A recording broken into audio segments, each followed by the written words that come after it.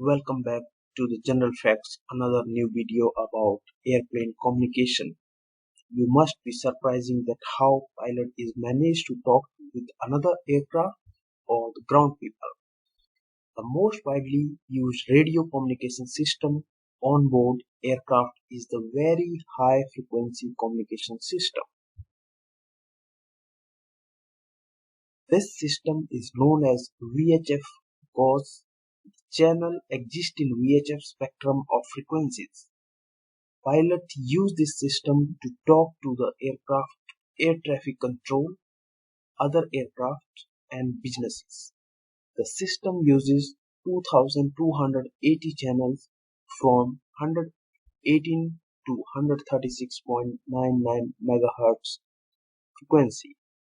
Channels are spaced 8.33 kHz apart. I'm sure you like the general fact video. Please like, share, subscribe and do press the bell icon. Thanks for